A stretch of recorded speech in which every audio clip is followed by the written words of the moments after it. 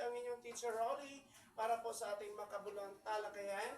And this time we will be talking about the interaction of living organism in our environment. Again, this is an introduction of our lesson for the multi-classes for the grade 3 and 4. And so this morning guys, we are going to talk about the interaction of the plants or living things and non-living things or organism that can be found in our environment. And so guys, may I ask children, what do you have in mind when we are talking about the earth? When we say earth, ano ang pumapasok sa inyong isipan?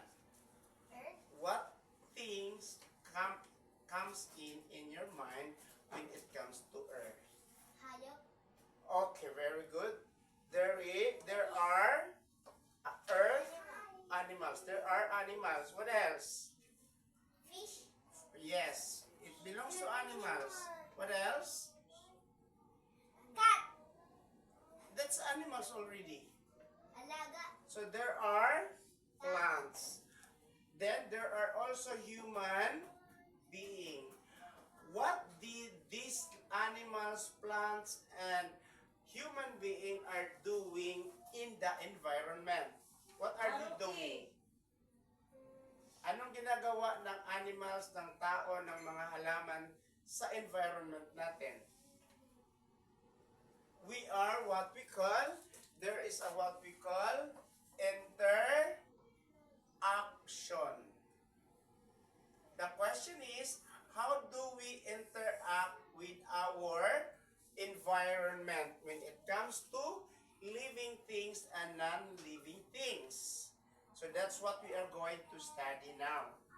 The how we human being interact with the living things that also found in our environment. But before we go further with our lesson, we need to know first that there are two organisms that can be found in our environment in which we will be interacting from day to day.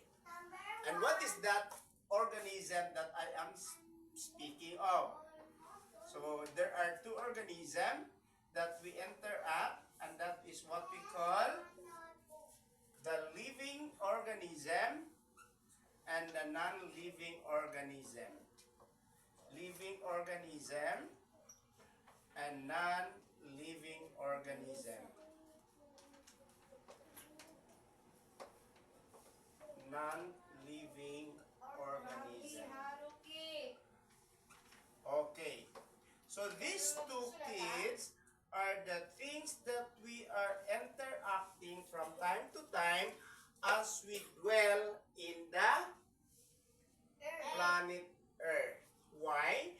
Because Earth is what we call, para po sa hindi nakakaalam, the Earth, planet Earth is called the blue and green planet because this is the only planet in the solar system where plants and animals dwell. Ito lamang ang natatanging planeta sa ating solar system na kung saan nakatira ang alin? Plants and animals. That's why we are going to study how living organism and non-living organism interact to each other. Okay, now what do we mean by living organism and non-living organism? So in other words, this living organism, these are what we call the living things. Everybody say, living things. Living things. Again, Living things. everybody say living things. Living things. Okay, so these are the living organism are what we call the living things. For the higher graders, this is what we call biotic organism. Bio meaning life. So biotic organism these are the living things. Another organism is the what we call the, ano yung isa, mga bata? Non-organism, or this is what we call non-living things. So when we say non-living things, this is what we call abiotic. Other term for non-living things are what we call abiotic. Now when we say abiotic, these are organisms that has no life. Biotic means has life. Again, biotic has life. Abiotic has no life. So yan ang pagkakaiba ng dalawa. Naintindihan ba? Okay. Yan. Pero when we say living organism, that we are talking about the living things. And when we say living things, in other terms, that is what we call biotic. When we say biotic, these are organisms that has life. Now, who can give me an example of living organism that has life in the planet Earth? Yes, the different kinds of animals. When we say animals, there are reptiles, the birds, the amphibians. Diba? There are 5 kingdoms of animals. The kingdom of reptilia, the kingdom of birds, the kingdom of fish, the kingdom of ano pang ibang mga hayop? O, yung tao, anong tawag? O, diba? Meron tayong 6 reptiles. Then you have the amphibians, the mammals, di ba? Then we have the birds, the fish. Oh, di ba? So yun po ang tinatawag nating kingdom of animals. Animals are divided into different kingdoms.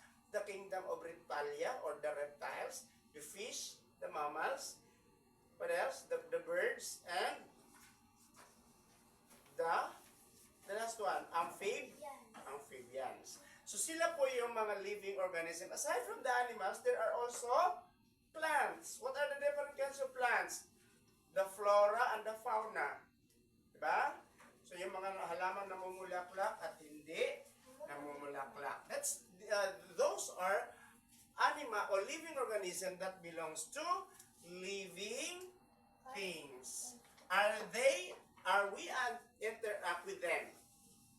Do we interact with this organism? Yes or no? Yes. Diba? Pag pupunta ka sa garden, anong ginagawa mo sa garden? O, tinitignan mo ang mga halaman. Because they give us, what is it? They give us entertainment. As we look at the beautiful flowers, diba? Nai-entertain tayo, ang ganda-ganda nila tignan. Aside from that, it gives us oxygen, which is good for our health. So, that is how we interact with these animals that can be found in our Earth planet. Then, aside from that living organism, we also interact with the non-organism. Now, when you say non-organism, these are the animal organism that is called non-living things. Everybody say? Non-living things. Non-living things. What do you mean by non-living things? Has no life. Now, what is the word for that? Abiotic. Jandel, what is it? Again. Abiotic. Hey, everybody say. Abiotic. Kayong apat, basa. Abiotic. Okay. Now, what do you mean by abiotic? Has no life. What do you mean by has no life? Walang buhay. Okay, who can give me an example of non-organism that can be found in our planet Earth? Plants. Oo, wala bang buhay ang plants? Oh, look at that, the chair. May buhay ba yung upuan ninyo? So that's an example of non-living organism. Walang buhay. But how do you interact with that? You interact with that, inuupuan natin. We use it for our resting. And also we use it for, let's say, firewood. Saan natin ginagamit sila? Panggatong sa pagsaing. So that's how we interact with them. Naintindihan? So that is anything that can be found in our earth, in our environment, we need them every now and then, so that we need to learn how to interact with them. Naintindihan ba mga bata? Now, interacting with this living organism in our solar system, in our earth, we need to understand the different terms that we have. The first term is what we call, look at your word there, grade 4. The first word is adaptation. What do we mean by adaptation? A body part of Okay, kindly read. Grade 3, can you please get your notebook in science and copy this one?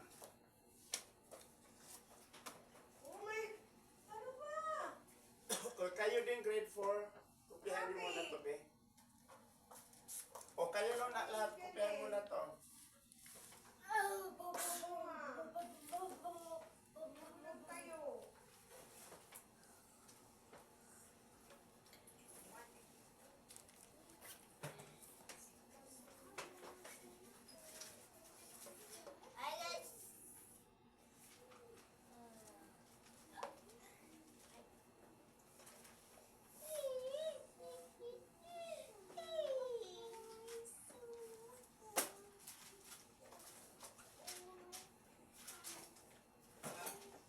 Okay, the first is the non-living organism and the non-living organism and the non-living organism.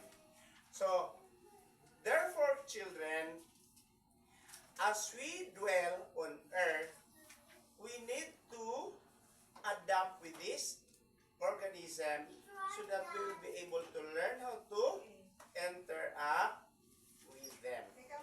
Naintindihan ba natin, Jandel? Jacob? O tanong ko, Jacob, ano yung dalawang organism na pinakikitunguhan natin sa mundo? Ano yung dalawa? Dalawa yon. Ano yung una? What is the first one? Jacob.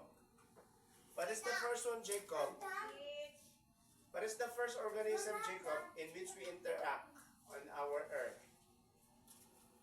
What is the first organism? Who can help? Who can help? The first organism that we interact on earth. Yes, what is that?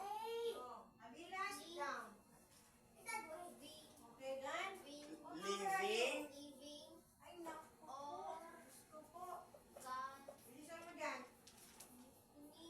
Zem.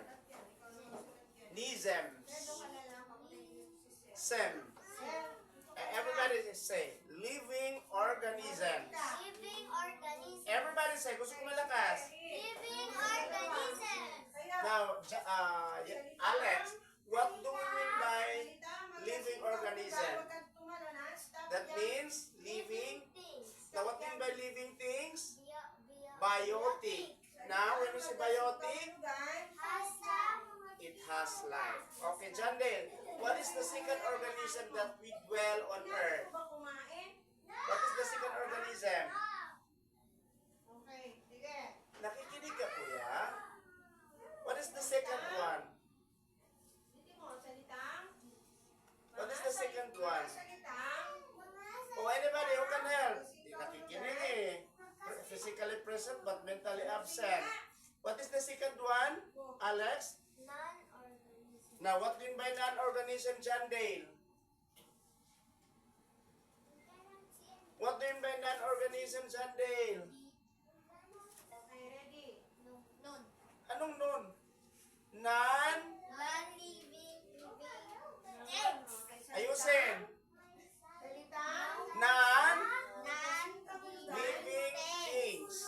Now, what do you mean by non-living things? abiotic. Again, kayo lahat. Now, what mean by abiotic? Okay, now copy all the writings on the board. So guys, this is just an introductory of our activities which talks about the interaction of living organisms in our environment. And so we will proceed by Monday with our, we will go deeper with other activities on how we could interact with the environment or the organisms that can be found in our environment. Muli, nagpapasalamat po ako sa inyong patuloy na pagsubaybay sa aking Facebook page, rollymasahista, and hope guys that you will continue to follow and subscribe. And don't forget to leave any comments and suggestion so that whatever the success of my Facebook page will be able to help the children that is entrusted to me by the parents over here on my little kingdom, West Road Dwelling. Muli, maraming salamat po. Until next time, sa muli kong pag-upload na makapulang video, dito lang po sa aking Facebook page, rollymasahista. Bye for now, guys!